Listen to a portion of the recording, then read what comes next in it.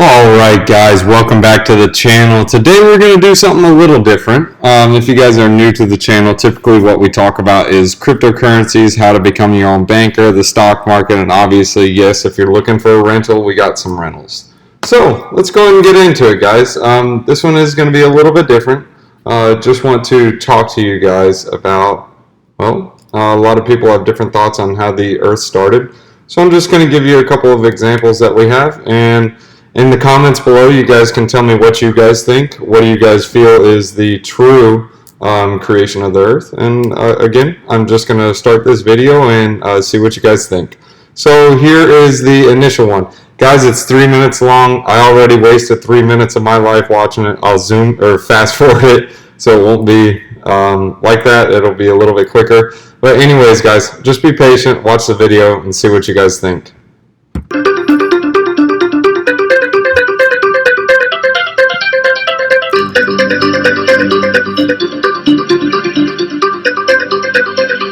Oh, it's not letting me go full screen, so we're going to watch it small. Oh, here we go, zoom in. So this is the Big Bang Theory. Don't know where those atoms came from that are increasing in speed and energy, but they came from somewhere. But yeah, sure. We're taking a ride on the back of a proton. Because yeah, this just happens, just for no reason. Yeah, because you go in space and they got containers of hydrogen, and they got little capsules where your journey starts. Yeah, they got all these materials already made. So I guess this is how it starts. So we're going to strip these hydrogen atoms because that's normal. We're just going to keep the protons because that's just what we do, right? So we've already reached a third of the speed of light. Wow, we're going fast. We just randomly started. You know, forget Newton's laws of motion. Just, yeah. We find a 4-level circular aerator, so we find that and we accelerate in speed. You know, these just sitting in space on the left and the right. Yeah, they got tons of them. You guys never seen them? Oh, well, let me tell you about them. They're crazy. And they make the atoms go super, super fast. It's amazing. By now, they're almost 100% the speed of light. And now they're just injected into the 4th accelerator because there's just another one. Yeah, it's 7 kilometers long. They stay here for 20 minutes. They know how long to stay. They time it. They put a watch on and make sure. And then they find the LHC. This is where the game plan happens because everyone knows this.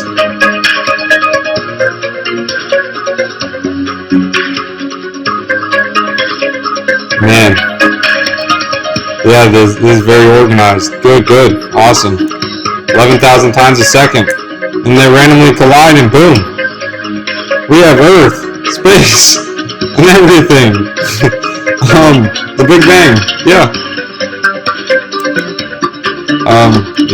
I don't know. Okay, sure. Or we can take this example. In Genesis chapter 1, verses 1. In the beginning, God created the heavens and the earth. Simple enough. No fancy music. No fancy devices. This is also another verse in Psalms chapter 139, verses 13 to 14. For you were created, my inmost being. You knit me together in my mother's womb. I praise you because I am fearfully and wonderfully made. Your works are wonderful. I know that full and well. This is from David in the book of Psalms. So now you guys are like, well, okay, maybe there wasn't a Big Bang Theory, but I don't believe that God would have created this earth because, well, my dad died, or my kid died, or my son died, or I just don't think he created something because there's so much pain on this earth. Why would he do that? Well, let me give you 2 examples of this, guys. So first we're going to go into 2 Corinthians chapter 12, verses 7 to 9. And this talks about Paul with a vision and his thorn. So, or because of these surpassingly great revelations, therefore, in order to keep me from being conceited, I was given a thorn in my flesh, a messenger of Satan to torment me. 3 times I pleaded with the Lord to take it away from me. But he said to me, my grace is sufficient for you, For my power is made perfect in weakness. Therefore, I will boast all the more gladly about my weakness, so that Christ's power may rest on me. So this is an example where Paul had tons of suffering. If you guys haven't read about it, he's gone through shipwrecks, jail time, punishment, slavery. He's been through it all. Paul, his name used to actually be Saul. He actually persecuted Christians. If you don't know what persecuted means, basically means killed them. Killed them for their beliefs, and he was actually converted. If you guys are really interested in the story of Paul, this is beyond this short little Devo. I want to try to keep it short, but I'll be more than happy to do a Devo on it. Just put it in the comments below if you guys want me to tell you the story of Paul. Very strong believer. He actually came from persecuting Christians to being fishers of men. So I'm not trying to talk about Christianity to you guys. I'm just trying to lay out the different points that they have. Okay, not they, but that people believe that, oh, this is how earth was created. So now that we have that in place, now you guys are like, well, okay, that's great and all. I still don't agree with the pain. Well, let me give you guys the story of Job. I actually have an info video. I did not make it. We'll go ahead and play it so you guys can see it. Here's the video. God points out this guy Job, his servant, showing how righteous and good he is. And then one of these angelic creatures approaches. He's referred to in Hebrew as the Satan. The Satan? Who is this? Well, this word is actually a title, which literally means the one who is opposed. So out of this whole crew, he is the one questioning how God is running the world. And he proposes that Job might not actually love God, that he's only a good person because God rewards him. If God were to take away all of the good things he gave to Job, then we would see his true colors. So he thinks Job is just working the system? That's exactly right. Maybe he's obeying just to get what he wants. So God agrees to this experiment and allows the Satan to inflict suffering on Job. And Job loses everyone and everything that he cares about. It is devastating. And remember, he deserves none of this. God himself said so. The remarkable thing is that in the midst of all this suffering, Job still praises God. At least for chapters 1 and 2. But then in chapter 3, we find out how he's really feeling inside. He unleashes this poem that reveals this devastation.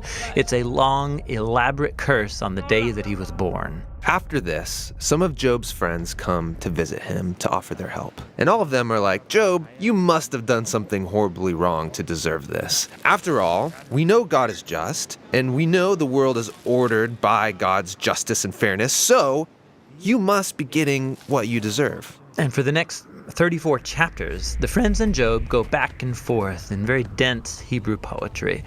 His friends keep speculating about why God might have sent such suffering, and they even start making up lists of hypothetical sins that Job must have committed.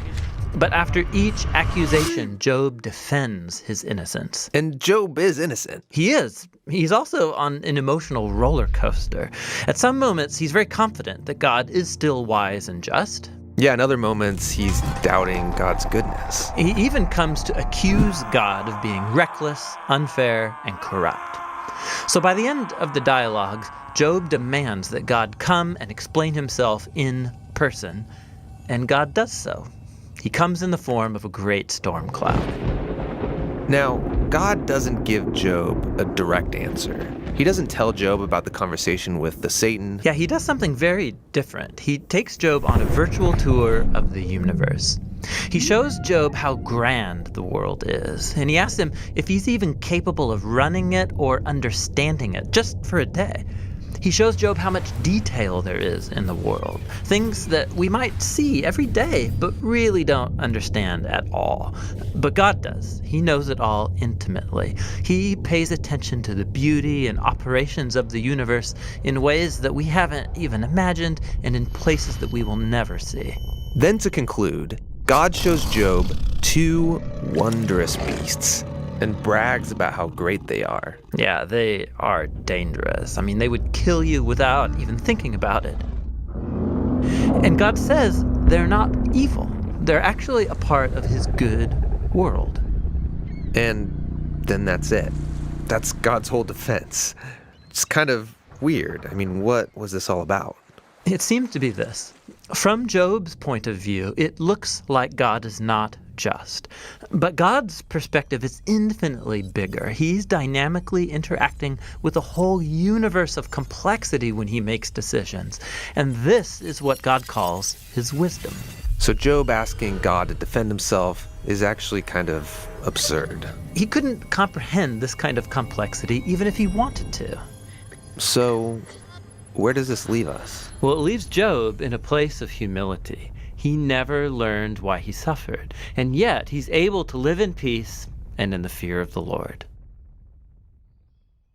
But that's not where the book ends, because after this, God restores to Job double everything he had lost. And this, again, is surprising.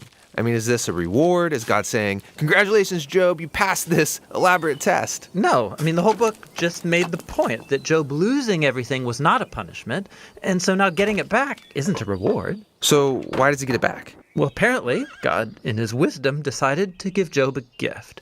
We don't know why. But what we do know is that Job is now the kind of person who, no matter what comes, good or bad, he can trust God's wisdom. And that's the book of Job, and the end of our wisdom.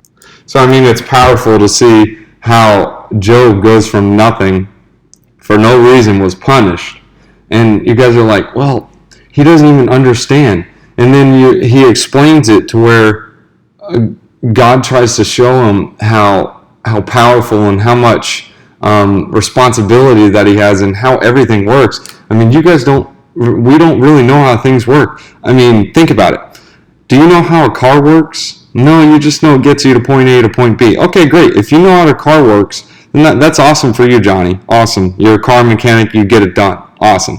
Okay, so now tell me how the brain works. Well, I don't know. Okay, well, that's fine. You're a neuroscientist. You know how the brain works. Okay, tell me how a car works. You get the point. God knows all of that. God knows everything.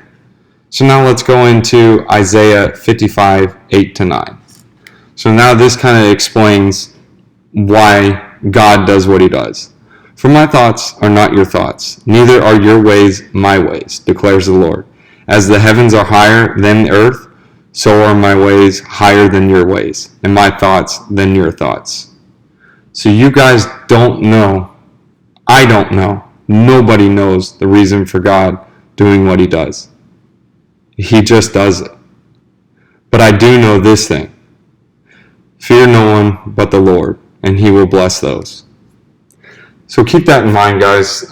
This is just what I believe. You guys don't have to believe it. I'm just telling you what's out there. I'm just telling you the information. I don't know what you guys take on it, but between me and you, this explains it a whole lot better than that fancy, the Big Bang Theory. I want to leave you guys with this. Enter through the narrow gate, for wide is the gate, and broad is the road that leads to destruction, and many enter through it. But small is the gate, and narrow the road that leads to life, and only few find it. You have a choice, guys. You can choose to do right or wrong. It doesn't matter. It's up to you what you want to do, but you do have consequences for your actions. So let's take a theoretical example. If I believe in God, if I'm right, if I believe that God exists, and it is real, where am I going to go? Where are you going to go? If I'm wrong, and you're right, who cares? It doesn't matter anyways. But wouldn't you rather have the odds? Just like in the markets, you value your risk and your reward. If you have a greater chance of a reward, you're going to take that risk. It's not a risk believing in God. It's not an inconvenience. Sure, you can't go sleeping with different people. Sure, you can't go shooting people. Sure, you can't steal from people. But who wants to do that? You get punished for doing that too on earth. There's laws in place for that. And then on top of that, if you don't think you get punished, well, I'm not punished till I'm caught. Well, when you're caught, it's not going to be great. Just food for thought, guys. Thanks for tuning in. If you guys like the video, smash the like button. If you guys don't like it, that's fine. You can hit the dislike button.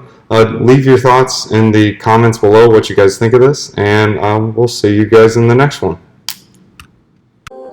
Thanks for watching, guys. If you guys are new to the channel, go ahead and hit that like and subscribe button and hit that bell notification. That way you guys can be ahead of the game every time we make a new video.